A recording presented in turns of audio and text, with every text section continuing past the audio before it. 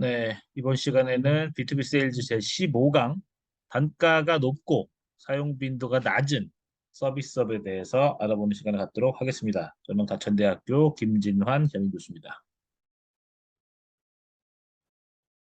시간당 서비스 비용이 높고 상대적으로 사용 빈도가 낮은 기업 대상 서비스가 뭐가 있느냐? 대표적으로 로펌, 법률 자문 서비스가 있고 한편으로는 컨설팅 서비스가 있겠죠.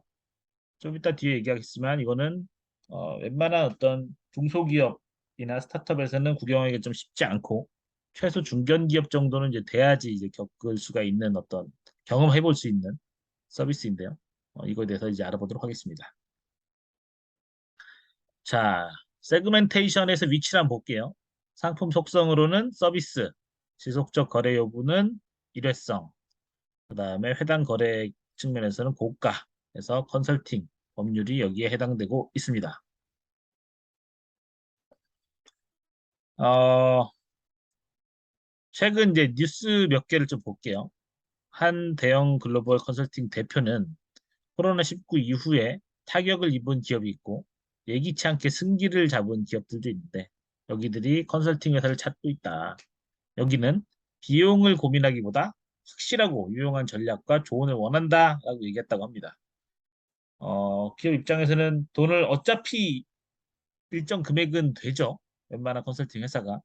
물론 컨설팅에서 천차만별이에요. 아까 사진에서 보여준 소위 말해서 MBB라고 하는 뭐 맥킨지, 베인, 보스턴 컨설팅 같은 세계적인 전략 컨설팅 회사, 그다음 뭐 PwC, 뭐 이런 딜로이트 같은 회사가 또 있는가 하면 국내에 굉장히 뭐 작은 로컬 컨설팅 기업들도 존재하기 마련이죠. 여러 가지 이제 어쨌든 회사가 있지만 어쨌든 최고의 전략, 회사 내부의 직원을 통해서는 얻어낼 수 없는 최고 수준의 전략을 얻기 위해서 비용에 조금 더 뭐 깎고 이렇게 연연하기보다는 제대로 된 확실하고 유용한 전략과 조언을 원한다라고 이야기하고 있다고 합니다. 그렇다라고 하면은 이 아까 얘기했지만 단가가 높다라고 얘기했는데 단가가 어느 정도냐? 그래서 미국 사이트를 좀 찾아봤더니 MBB 방금 얘기했던 탑 컨설팅 회사 컨설턴트 시급은 약 100만 원 정도로 추정이 됩니다. 그러면 이 사람들 하루에 일하면 800만 원을 지급해야 되는 거예요. 하루에 한 명이 5명이라면 하루에 4천만 원을 지급해야 되는 거죠. 네, 일단 그렇게 생각하시면 되겠습니다. 그래서 우리나라도 그러냐? 그래서 이거는 예전에 제가 찾아놨던 어떤 자료인데요. 2010년 얘기예요. 12년 전인데 BCG 보스턴 컨설팅 그룹에 의해서 KBS 컨설팅을 했어요. 그때 11명이 4개월간 투입이 됐는데 24억 원을 냈습니다. KBS 컨설팅을 위해서. 그럼 뭐냐? 당시 시간당 비용이 대략적으로 한 22만 원에서 파트너급 90만 원, 주니어가 22만 원, 파트너가 이제 90만 원 정도인데 지금 한 50% 정도 최소 이제 물가가 올랐다고 가정을 하면은 35만 원에서 130만 원 정도로 해서 우리나라에도 시간당 100만 원 정도의 컨설턴트가 당연히 존재한다라고 생각을 할 수가 있을 것 같습니다. 그래서 실제로 오른쪽에 나와 있는 BCG 컨설팅 비용 산정 내역 보면은 이게 그 당시에 어쨌든 공개가 됐죠. 그래서 이제 총 인건비만 해도 이제 21억 하기 때문에 24억짜리다. 아마 이게 뭐 부가세 같은 것도 이제 있었기 때문에 사실상 이렇게 부가세 포함해서 24억일 테니까 21억이 저런 계산을 통해서 나왔다라고 볼 수 있습니다. 그러면 변호사는 어떠냐? 로펌은. 그래서 역시 기사 몇 개를 찾아보니까 전관 변호사, 뭐 법원이나 검찰에서 뭐 법원장급, 검사장급 한 사람들 같은 경우에 시간당 100만 원부터 시작한다. 우리나라가 이번 달 이제 31일 날 이제 론스타와 관련된 국제 소송이 이제 10년 만에 이제 결과가 나오는데 저게 이제 2014년 13년 14년 15년 이야기인데 2015년 이야기 정확하게 우리나라 정부를 대리하는 법무부 태평양 변호사는 그때 47만 원 2015년에 그리고 외국 로펌은 시간당 660달러 저 때 기준으로 해도 대충 제 생각에 한 뭐 80만 원 정도는 봐야 되겠죠. 그런가 하면 작년에 뭐 중대재해법 같은 게 도입이 되면서 시간당 자문이 50만 원짜리가 될 것이다라는 이야기가 있는데 여기도 뭐 부익부 빈익빈입니다. 냉정하게. 그래서 변호사가 10인 이하로 있는 작은 소형 로펌 같은 경우에는 뭐 신입들은 시간당 15만 원, 대표는 뭐 경력 8년 이상 있는 경우에 시간당 40 이렇게 돼서 사실은 뭐 이게 천차만별이죠. 어디든 마찬가지입니다. 뭐 옷도 뭐 일반적인 저렴한 옷이냐, 뭐 패스트 뭐 빠르게 소진되는 뭐 유니클로 같은 제품이냐, 아니면 명품이냐 이게 다른 것처럼 다 솔직히 다르긴 한데 전반적으로 단가가 다른 데보다 훨씬 더 높죠.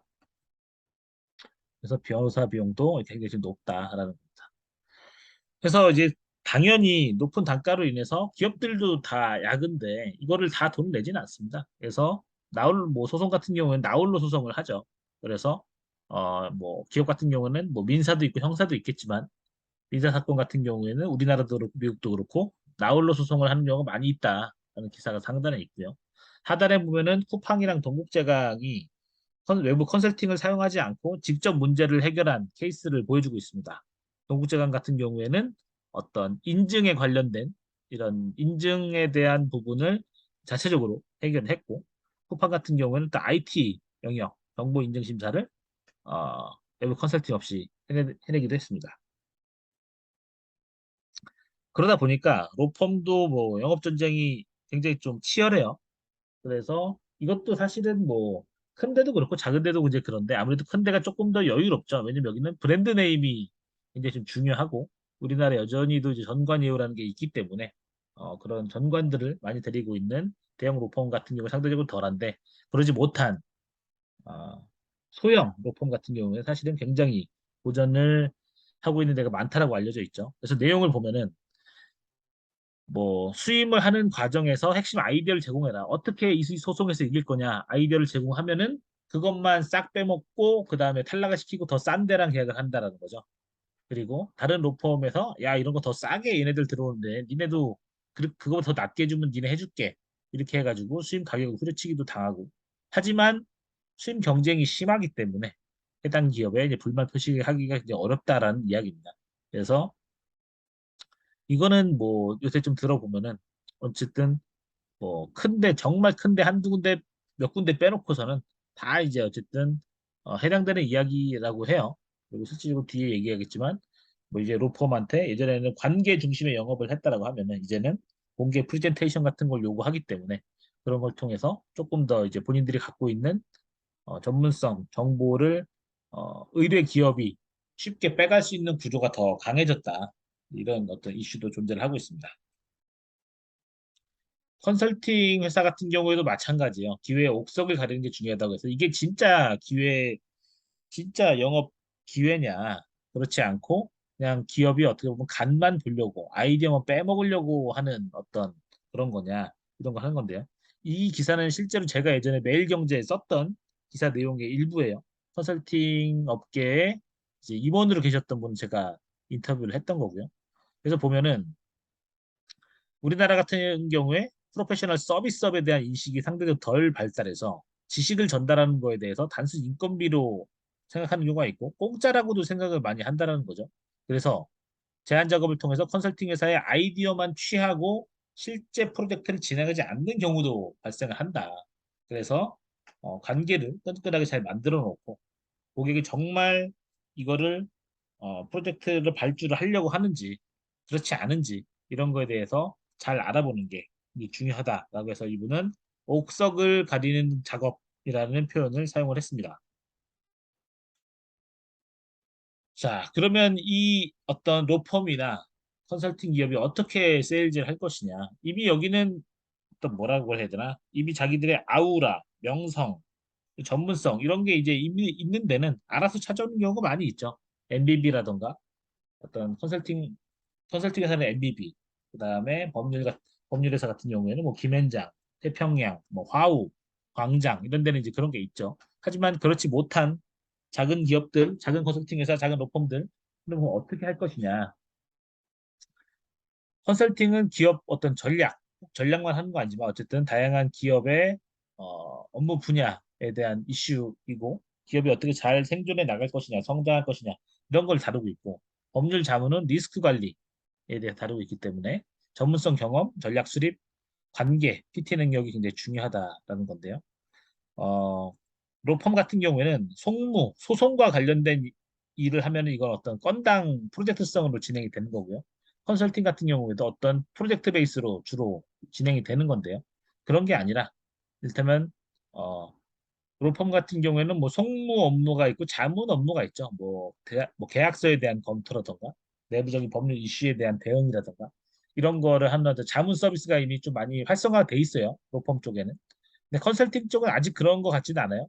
거의 다 아직까지도 프로젝트 베이스로 움직이는데 이 분야에서도 두껍게 몇 억짜리, 몇십억짜리 프로젝트를 하는 게 아니라 매달 어떤 자문 서비스를 제공을 해서 매달 뭐 몇천만 원, 작게는 몇백만 원 이렇게 받는 방식으로도 하면 어떤 매출적인 측면에서 안정성이 더 높지 않겠느냐라고 생각을 할 수가 있습니다. 정리하면 이렇습니다. 컨설팅 법률들은 단가가 높고 사용비도 낮아서 대기업을 제외하고는 서비스를 이용할 일이 많지는 않습니다. 기업들도 어떤 비용 절감 등의 이슈가 있기 때문에 가급적 내부 직원을 통해서 문제를 하려고 하지만 만약 이용할 일이 있다라고 하면은 굉장히 기업이 스스로 못하는 일이기 때문에 가급적 최대한의 금액을 지불하려는 어떤 경향이 좀 있다라는 거고요. 과거에 같은 경우에 주로 관계를 통해서 세일즈가 이루어졌지만 요새는 입찰에 의한 선택이 입찰, 공개 PT 이런 걸 통해서 진행이 되고 있고요. 이 과정에서 아이디어를 뺏기고 보상을 받지 못하는 이슈가 있을 수가 있는데 이거는 로펌이나 컨설팅 모두에서 벌어지는 현상이라고 얘기할 수가 있겠습니다. 둘 다 이제 고급 지식에 해당되는 거죠. 그래서 전문성, 경험, 뭐 스펙, 프로필 이런 것도 중요합니다. 고객과의 관계 설정, 프레젠테이션 역량이 중요하고요. 그래서 궁극적으로는 어떤 이런 건당으로 가는 것도 중요하지만 프로젝트 베이스가 아닌 장기적인 자문 비율도 계속적으로 높이는 노력을 해야지만이 지속적인 매출과 성장, 예측이 가능할 것으로 보입니다. 네, 오늘 강의는 여기서 마치도록 하겠습니다. 감사합니다.